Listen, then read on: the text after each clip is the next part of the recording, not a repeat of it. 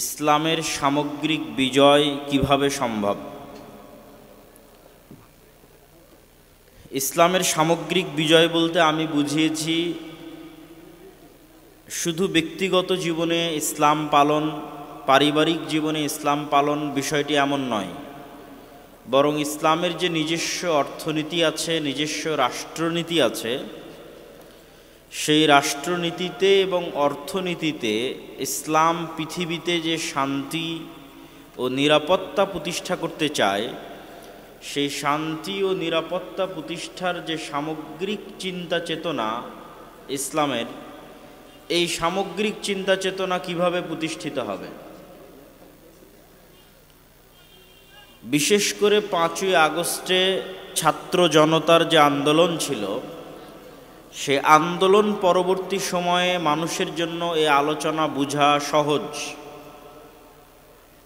গত দীর্ঘ 16 বছরে এই আলোচনা করা এবং না করা ছিল সমান, কেননা সেটি বোঝা বা বাস্তবে প্রয়োগ করা বা কোনো সুযোগ আছে এরকম কল্পনা মানুষের ছিল না।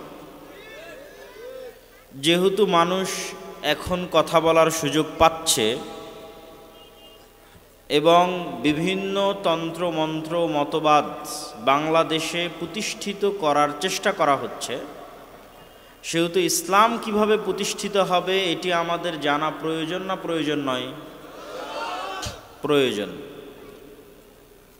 আপনারা যারা নিজেদেরকে আহলুল হাদিস বা সালাফি বলে পরিচয় দেন, তাদের আবার আরেকটা সমস্যা, সেটি হচ্ছে আপনারা গণতন্ত্রের বিরুদ্ধে তথা গণতন্ত্রকে শিরক এবং হারাম মনে করেন। তখন পাল্টা যখন আবার কেউ প্রশ্ন করে যে আপনি গণতান্ত্রিক পদ্ধতিতে ক্ষমতায় যাবেন না, তো রাষ্ট্রে ইসলাম প্রতিষ্ঠা করবেন কিভাবে? তখন আহলে হাদিসদেরকে বানিয়ে দেওয়া হয় যে তারা হয়তো রাষ্ট্রে ইসলাম প্রতিষ্ঠার শত্রু, কিন্তু বিষয়টি কি তেমন?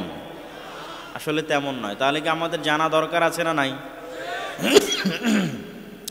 আবার যখন আপনারা বলবেন যে আমি দাওয়াতি কাজের মাধ্যমে রাষ্ট্রে ইসলাম প্রতিষ্ঠা করতে চাই, তখনও এটি যুবক সমাজের মানুষের বিবেকে ব্রেনে ধরে না। কিভাবে দাওয়াতি কাজের মাধ্যমে রাষ্ট্রে ইসলাম প্রতিষ্ঠা হবে? তখন আমাদের দাবিটা শুধু দাবিই থেকে যায়। সেটির পক্ষে লজিক দাঁড় করানো এবং বাস্তবে সেটি নিয়ে কাজ করার মতো কোনো পরিবেশ আমি আমার বুদ্ধিতে, আমার চিন্তা চেতনায়, গবেষণায় দেখিনি। এটি আমাদের একটি দুর্বলতা। তো এই দুর্বলতা কাটিয়ে উঠে কিভাবে আপনি রাষ্ট্রে ইসলাম প্রতিষ্ঠা করবেন সালাফে সালেহিনের মানহাজ অনুযায়ী, তা আমাদের জানার দরকার আছে। তার পূর্বে আলোচনা করি সংক্ষিপ্ত, এই বিষয়ে আলোচনা করতে গিয়ে সংক্ষিপ্ত আলোচনা, রাষ্ট্রে ইসলাম বলতে কি বোঝায়। তাত্ত্বিক আলোচনা না করে একদম সহজ ভাষায় আপনাদেরকে বুঝতে হবে রাষ্ট্রে ইসলাম বলতে কি বোঝায়। ঈসা আলাইহিস সালাতু ওয়াস সালামের বর্ণনা দিতে গিয়ে রাসূলুল্লাহ সাল্লাল্লাহু আলাইহি ওয়াসাল্লাম বলেছেন যে ঈসা আলাইহিস সালাতু ওয়াস সালাম যখন পৃথিবীতে নেমে আসবে, তখন তিনি ইয়াকসিরুস সালিব, খ্রিস্টানদের যে ক্রুশ আছে সেটাকে ভেঙে দিবেন, ওয়ায়াকতুলুল খিনজির, এবং শুকুরকে চিরতরে হারাম করবেন, শুকুরকে হত্যা করবেন, নির্মূল করে দিবেন পৃথিবী থেকে। তারপরে কি বলছেন? তিনি হবেন হাকামান মুকসিতা, ন্যায় পরায়ণ শাসক। ঈসা আলাইহিস সালাতু ওয়াস সালামের ক্ষেত্রে আল্লাহর নবী বলছেন তিনি হবেন ন্যায় পরায়ণ শাসক, ন্যায় বিচারকারী শাসক। তাহলে ইসলামে শাসক বলতে আল্লাহর নবী বললেন না যে সালাত প্রতিষ্ঠাকারী শাসক, বাধ্যতামূলক মানুষকে পর্দা করাবেন এমন শাসক, বাধ্যতামূলক মানুষকে হজ করাবেন, ওমরা করাবেন এমন শাসক, বাধ্যতামূলক মানুষকে দাড়ি রাখাবেন এমন শাসক। এগুলো প্রত্যেকটাই ইসলামের বড় বড় বিধান। কিন্তু রাষ্ট্রে যখন ইসলামের কথা আসবে তখন এক নম্বরে আসবে ন্যায়পরায়ণ, ন্যায় বিচার। রাষ্ট্রে ইসলাম বলতে গেলে এক নম্বরে ন্যায়পরায়ণ, ন্যায় বিচার। ন্যায়পরায়ণ, ন্যায় বিচার মানে ইহুদিও ন্যায় বিচার পাবে, হিন্দু ন্যায় বিচার পাবে, মুশরিকও ন্যায় বিচার পাবে, মুসলিমও ন্যায় বিচার পাবে, অমুসলিমও ন্যায় বিচার পাবে। ন্যায় প্রতিষ্ঠা করতে পারা ইসলামী রাষ্ট্রের মূল মানদণ্ড এবং ভিত্তি। আর এখান থেকেই আপনি বুঝে নেবেন যে আমাদের দ্বারা কেন রাষ্ট্রে ইসলাম প্রতিষ্ঠা সম্ভব নয়, কেন বাংলাদেশের মুসলমানদের দিয়ে রাষ্ট্রে ইসলাম প্রতিষ্ঠা সম্ভব নয়। তার এই একটা কারণই যথেষ্ট। সেটি কি? যেহেতু রাষ্ট্রে ইসলাম প্রতিষ্ঠা মানে সর্বপ্রথম ন্যায়পরায়ণতা, ন্যায় বিচার, তো মুসলমানের মধ্যেই তো ন্যায়পরায়ণতা নাই, ন্যায় বিচার নাই, তো তাকে দিয়ে আল্লাহ কি রাষ্ট্রে ইসলাম প্রতিষ্ঠা করাবেন? আল্লাহ করাবেন না। সালাত দিয়ে আমার মতো আপনার মতো মুসলমান জান্নাতে চলে যাবে, তাওহীদ দিয়ে আমার মতো আপনার মতো মুসলমান জান্নাতে চলে যাবে, কিন্তু রাষ্ট্রের মালিক হবে যদি ন্যায়পরায়ণতা না থাকে। আর সে রাষ্ট্রের মালিক হয়ে যাবে সালাত দিয়ে, রাষ্ট্রের মালিক হয়ে যাবে তাওহীদ দিয়ে, অসম্ভব। তাহলে সালাত এবং তাওহীদ অবশ্যই ইসলামের গুরুত্বপূর্ণ অঙ্গ, কিন্তু এমনও হাজারো মানুষ আছে যারা সালাত আদায় করার পরও মুনাফিক, তাওহীদে বাহ্যিক ঈমান আনয়নের পরও মুনাফিক। এমনও লাখো মুসলমান আছে যারা হজ এবং উমরা করার পরও মুনাফিক। আমি বলিনি, আল্লাহর নবী বলেছেন, সালাসুম মান কুন্না ফীহ, তিনটা বৈশিষ্ট্য অথবা চারটা বৈশিষ্ট্য যার মধ্যে পাওয়া যাবে সে মুনাফিকান খালেসা, নিষ্কলুষ নির্ভেজাল মুনাফিক। যদিও সালাত আদায় করে, যদিও সিয়াম পালন করে, তবুও মুনাফিক, খালেস নির্ভেজাল মুনাফিক।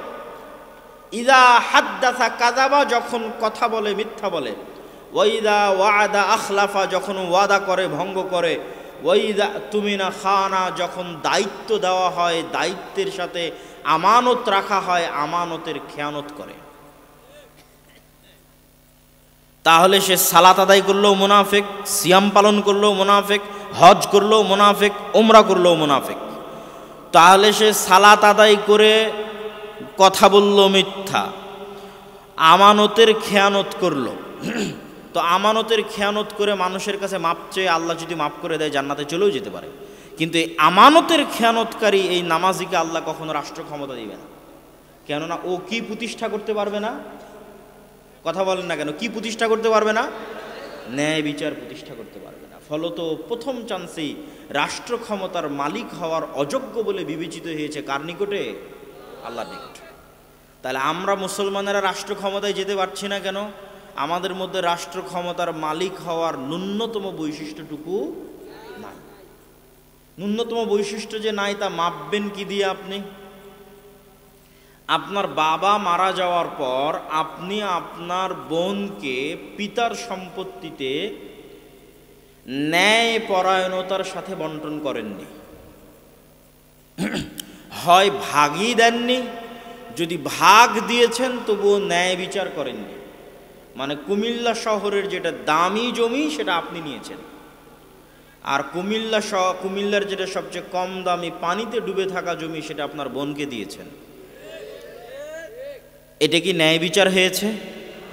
আপনি কি তাহলে ন্যায়পরায়ণ? আপনি বোনের কাছে মাপ চেয়ে জান্নাতে যেতে পারবেন, কিন্তু আল্লাহ আপনাকে রাষ্ট্র ক্ষমতা দিবে? আল্লাহ আপনাকে রাষ্ট্র ক্ষমতা দিবে না। কেননা রাষ্ট্র ক্ষমতার যোগ্য হওয়ার প্রথম শর্তে মাইনাস হয়ে গেছে। তো আজ মুসলমানেরা গোলাম কেন? আজ মুসলমানেরা গোলাম এই জন্য, মুসলমানদের মধ্যে ন্যূনতম আত্মমর্যাদাবোধ, অভ্যন্তরীণ সেলফ রেসপেক্ট নাই। কেননা যে মিথ্যা বলে তার আত্মসম্মান থাকতে পারে না, যে ওয়াদা দিয়ে ভঙ্গ করে তার আত্মসম্মান থাকতে পারে না, যে দায়িত্বে খেয়ানত করে, আমানতের খেয়ানত করে, তার আত্মসম্মান থাকতে পারে না। এটা আপনার দায়িত্ব ছিল, পিতার পরে আপনি দায়িত্বশীল, এটা আপনার দায়িত্ব। এমনকি আমরা যদি নিজেদের প্রশ্ন করি যে আমরা আমাদের স্ত্রীদের প্রতি ন্যায়পরায়ণ কিনা, শতজন ফেল করবে যে তারা তাদের স্ত্রীদের প্রতি ন্যায়পরায়ণ নয়। আর রাসূলুল্লাহ সাল্লাল্লাহু আলাইহি ওয়াসাল্লাম সম্পর্কে তার স্ত্রীদেরকে জিজ্ঞেস করা হোক তিনি ন্যায় বিচারক ছিলেন কিনা তার স্ত্রীদের মধ্যে। আমরা তো আমাদের স্ত্রীর হক পর্যন্ত ন্যায় বিচারের সাথে দিতে পারিনি, কিভাবে রাষ্ট্রের মালিক হব? পরিবারের দায়িত্ব পেয়ে ন্যায় বিচার করতে পারেনি, রাষ্ট্রের দায়িত্ব নিয়ে কেমনে ন্যায় বিচার করব? আর একই অবস্থা যে সারা পৃথিবীর মুসলমানদের, তার সবচেয়ে বড় উদাহরণ কি? গত 16 বছর এমন কোন ওসি, ডিসি, এসপি, মন্ত্রী, সাব রেজিস্ট্রার, এসিল্যান্ড ছিল না যে ওসি, ডিসি, এসপি, মন্ত্রী, এসিল্যান্ড, সাব রেজিস্ট্রার হাজি নয়, ওমরাকারী নয়, নামাজি নয়,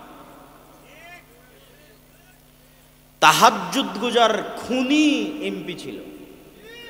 ছিল না? ছিল। তারপরে কি ছিল? প্রশ্ন ফাঁসের টাকা আল্লাহর রাস্তায় দান করেছে। এইরকম দায়িত্বশীল ছিল না? ছিল না? ছিল। তাহলে আমরা আলেম ওলামা মানুষকে বুঝাতে পারিনি যে ইসলাম কি। সে মনে করেছে সে প্রশ্ন ফাঁসের টাকা আল্লাহর রাস্তায় দান করে দিবে, তার মাফ হয়ে যাবে, নাউজুবিল্লাহি মিন যালিক। অথচ সে ওই যে দায়িত্বে ছিল, ওই দায়িত্বের সাথে খেয়ানত করেছে। তার দায়িত্ব ছিল এটির আমানতকে রক্ষা করা, খেয়ানত করেছে। ওসিল্যান্ড, এসপি, এসি, মন্ত্রী সব নিজ নিজ দায়িত্বের সাথে খেয়ানত করতেছে, 24 ঘন্টা খেয়ানত করতেছে। তাহলে তারা প্রশ্ন হবে, তাহলে তারা কেন সালাত আদায় করে, কেন তাহাজ্জুদের সালাত আদায় করে, কেন আল্লাহর রাস্তায় দান করে? তারা এই প্রত্যেক সালাত দিয়ে, প্রত্যেকটা আল্লাহর রাস্তায় দান দিয়ে তাদের মুনাফিকিকে ঢাকতে চায়। তারা মুনাফিক, খাঁটি মুনাফিক। কিন্তু মুনাফিকিকে ঢাকবে কি দিয়ে? মুনাফিকি ঢাকতে হজ করতে গেছে। কেন? ও তো মিথ্যুক, ও তো মানুষের সম্পদ অন্যায়ভাবে মেরে খায়, ও তো মিথ্যা কথা বলে, ও তো নিজ দায়িত্বের সাথে 24 ঘন্টা খেয়ানত করে। একজন ওসি ল্যান্ড, একজন ওসি, ডিসি, এসপি, মন্ত্রী, মিনিস্টার 24 ঘন্টা তার দায়িত্বের সাথে খেয়ানত করতেছে। তাহলে নামাজ পড়ে কেন? ও নামাজ পড়ে ও যে মুনাফিক, এই মুনাফিকি ঢাকতে। আমল দিয়ে মুনাফিকি ঢাকতে চায়। সম্মানিত উপস্থিতি, এই সমস্ত মুনাফিক মুসলিমদের আল্লাহ সুবহানাহু ওয়া তাআলা কখনো দেশ, জাতি, রাষ্ট্রের দায়িত্ব দিবেন না। শুধু কি স্বাভাবিক সাধারণ মুসলমান, আলেম ওলামাদের মধ্যেও সবচেয়ে বড় কমতি আছে, আমাদের মধ্যেও সবচেয়ে বড় কমতি আছে ন্যায়পরায়ণতায়। যত মতভেদ তৈরি হয়েছে, দল তৈরি হয়েছে, ভাঙ্গন তৈরি হয়েছে, এই সমস্ত দল, উপদল এবং ভাঙ্গনে মাসলা মাসাইলের চাইতে বড় কারণ ন্যায়পরায়ণতা। হয় আমির জালেম, না হয় মামুর জালেম। আপনি আমার থেকে লিখে নেন, স্বাক্ষর করে দিলাম, এখানে কোনো মাসলা মাসাইল নাই, কোনো আকীদা নাই, কোনো আদর্শ নাই, একজন জালেম আর একজন মাজলুম। যে নেতা, সে ন্যায়পরায়ণতার সাথে নেতৃত্ব দিতে পারেনি। সে ওকেই পদ দিয়েছে যে চামচামি করেছে। ইসলামী দলের নেতা তাকেই পদ দিয়েছে যে কর্মী চামচামি করেছে। আর যে ন্যায় নিষ্ঠার সাথে কাজ করেছে তাকে বের করে দিয়েছে। তাকে কিভাবে বাইসাইড করা লাগবে তার সকল বুদ্ধি উপায় জানা আছে। এভাবেই চলতেছে ইসলামী দল, এভাবেই চলতেছে ইসলামী মাদ্রাসা, এভাবেই চলতেছে ইসলামী মসজিদ। সব জায়গায় বাহ্যিকভাবে ইসলাম উপস্থিত আছে, কিন্তু অভ্যন্তরীণভাবে সব জায়গায় মুনাফিকি ছড়িয়ে আছে। তাহলে তাদেরকে আল্লাহ দায়িত্ব দিবে? তাদেরকে আল্লাহ সুবহানাহু ওয়া তাআলা দায়িত্ব দিবেন না। এই জন্য আল্লাহ সুবহানাহু ওয়া তাআলা পৃথিবীতে কোনো নবী রাসূলই পাঠাননি যেই নবী রাসূল সত্যবাদী নন, ন্যায়পরায়ণ নন। এটা হচ্ছে নবী রাসূলদের জন্মগত বৈশিষ্ট্য, অন্য বৈশিষ্ট্য নয়, জন্মগত। নবী রাসূলের জন্মই হয়েছে সত্যবাদিতার উপর, জন্মই হয়েছে ন্যায়পরায়ণতার উপর। তারপরে আস্তে আস্তে আল্লাহ তাদের উপর বিধিবিধান দিয়েছেন, সেগুলো তারা পালন করেছেন, কিন্তু জন্ম হয়েছে ন্যায়পরায়ণতার উপর, সত্যবাদিতার উপর। শুধু তৎকালীন বিশ্বের মুসলমানেরা নয়, সাহাবিরা নয়, মুশরিকদেরকেও যদি আপনি দেখেন তাহলে তাদের এথিক্যাল তথা অভ্যন্তরীণ আত্মমর্যাদা ছিল অনেক উপরে। আবু সুফিয়ান রাদিয়াল্লাহু তাআলা আনহু যখন আল্লাহর নবীর শত্রু, সকল যুদ্ধে তার মুখোমুখি, তখনও তিনি বাদশাহ হেরাক্লিয়াসের দরবারে কাফের অবস্থায় আল্লাহর নবীর নামে একটা মিথ্যা কথাও বলেননি। তিনি কাফের, মুশরিক, কিন্তু অভ্যন্তরীণভাবে তার আত্মমর্যাদা আছে। এই আত্মমর্যাদার কারণে লাইভ নাই, রেকর্ড নাই, কিচ্ছু নাই, কেউ রেকর্ড করে রাখবে না আবু সুফিয়ানের কথা, কেউ আবু সুফিয়ানের কথা লাইভ প্রচার করবে না। তারপর আবু সুফিয়ান মিথ্যা বলেনি। কার বিষয়ে মিথ্যা বলেনি? তার চিরন্তন শত্রুর বিষয়ে মিথ্যা বলেনি। এটা ছিল আবু সুফিয়ানের ন্যায়পরায়ণতা। এই জন্য তৎকালীন মক্কার মুশরিকরা যখন মুসলমান হয়ে গেছে, খালিদ বিন ওয়ালিদ যখন মুসলমান হয়ে গেছে, আমর ইবনুল আস যখন মুসলমান হয়ে গেছে, ওমর ইবনুল খাত্তাব যখন মুসলমান হয়ে গেছে, আবু সুফিয়ান যখন মুসলমান হয়ে গেছে, তো এরা তো এমনি বীর পুরুষ, এরা তো এমনি সত্যবাদী, ন্যায়পরায়ণ, তার উপরে আবার তাওহীদের বিশ্বাস, ইসলামের বিশ্বাস, তো পৃথিবীতে এদেরকে থামাতে পারে এরকম কোনো শক্তি আছে? এরকম কোনো শক্তি নাই। মুহাম্মদ সাল্লাল্লাহু আলাইহি ওয়াসাল্লাম সালাত আদায় করেছে, ওমর ইবনুল খাত্তাব সালাত আদায় করেছে, আবু বকর রাদিয়াল্লাহু তাআলা আনহু সালাত আদায় করেছে, যখন তারা অভ্যন্তরীণভাবে শতভাগ ফ্রেশ, অভ্যন্তরীণভাবে ওমর ইবনুল খাত্তাব যখন শতভাগ ন্যায়পরায়ণ, শতভাগ আত্মমর্যাদা সম্পন্ন, শতভাগ ন্যায় বিচারক, তখন ওমর সালাত আদায় করছে, তখন ওমর সিয়াম পালন করছে, তখন ওমর হজ করছে, তখন ওমর উমরা করছে। এই সালাতের যে পাওয়ার, এই রকম সত্যবাদী ন্যায়পরায়ণ শাসক ওমরের সালাতের যে পাওয়ার, এটা আপনি কল্পনা করতে পারবেন না। এই জন্য হাজার হাজার কিলোমিটার দূর থেকে ওমরের হাইবাতে মানুষ ভয় পাবে। কিন্তু আমি আপনি তো সালাতে দাঁড়াচ্ছি শতভাগ কলুষিত হৃদয় নিয়ে। কেন কলুষিত হৃদয়? 24 ঘন্টা মিথ্যার মধ্যে, 24 ঘন্টা মানুষের সাথে অন্যায়ের মধ্যে, 24 ঘন্টা গীবতের মধ্যে, 24 ঘন্টা অপবাদের মধ্যে, 24 ঘন্টা নিজ নিজ দায়িত্বের খেয়ানতের মধ্যে। এই সালাতের কি দাম, এই সিয়ামের কি দাম, এই ওমরা এই হজের কি দাম? এই উমরা, এই সিয়াম, এই হজ আপনাকে গোলামি থেকে মুক্তি দিবে না। প্রশ্ন আসতে পারে যে কেন বাংলাদেশের, পাক ভারতের মুসলমানদের এই অবস্থা? আমি আমার বক্তব্যে বলেছি যে 190 বছর ব্রিটিশদের অধীনে গোলামি থাকার কারণে, কলোনিয়াল যে সিস্টেম, ঔপনিবেশিক যে সিস্টেম, এই ঔপনিবেশিক সিস্টেমের গোলামির কারণে আমাদের রক্তের মধ্যে মিথ্যা ঢুকে গেছে। কই পাঠানেরা তো মিথ্যা বলা জানে না। আফগানিস্তানের বর্তমান শাসক আল ইমারা আল ইসলামিয়া, তাদের আপনারা আকিদার ভুল ধরতে পারবেন, তাদের মাসলা মাসাইলের ভুল ধরতে পারবেন, কিন্তু ওরা ক্ষমতায় গেছে কি দিয়ে জানেন? ন্যায়পরায়ণতা দিয়ে ক্ষমতায় গেছে। মানে গোটা আফগানিস্তানের মানুষ বিশ্বাস করে যে কেউ যদি ন্যায় বিচার করতে পারে তাহলে এরা ন্যায় বিচার করতে পারে, কেউ যদি টাকা না মারে তাহলে এরা তারা যারা টাকা মারবে না, কেউ যদি দুর্নীতি না করে তাহলে এরা তারা যারা দুর্নীতি করবে না। তো তারা কোনোদিন ব্রিটিশ বলেন, আমেরিকা বলেন, রাশিয়া বলেন কারো গোলামি করেনি। তো যখন কারো গোলামি করেনি তখন মিথ্যা বলা শিখেনি, যখন কারো গোলামি করেনি তখন মিথ্যা বলা শিখেনি। আত্মমর্যাদা ঠিক থেকেছে। ন্যায়পরায়ণতা দিয়ে শাসক হওয়া যায়, ন্যায়পরায়ণতা দিয়ে শাসক হতে হবে। সম্মানিত উপস্থিতি, রাসূলুল্লাহ সাল্লাল্লাহু আলাইহি ওয়াসাল্লাম বলেন, সাবআতুন ইউদিল্লুহুমুল্লাহ ইয়াওমা লা দিল্লা ইল্লা দিল্লুহ। 7 শ্রেণীর মানুষকে আল্লাহ সুবহানাহু ওয়া তাআলা কিয়ামতের মাঠে বিশেষ ছায়া দিবেন। তার 1 নাম্বার ইমামুন আদিল, ন্যায়পরায়ণ, দায়িত্বশীল। ইবনুল কাইয়িম রাহিমাহুল্লাহ লিখছেন এই হাদিসের ব্যাখ্যায় যে একজন মানুষ সারা রাত ইবাদত করলো, আর একজন মানুষ সারা দিন সিয়াম পালন করলো, এই মানুষ আর আরেকজন মানুষ, দুইজন মানুষের মধ্যে ন্যায়ের সাথে মীমাংসা করে দিল, এর নেকি বেশি।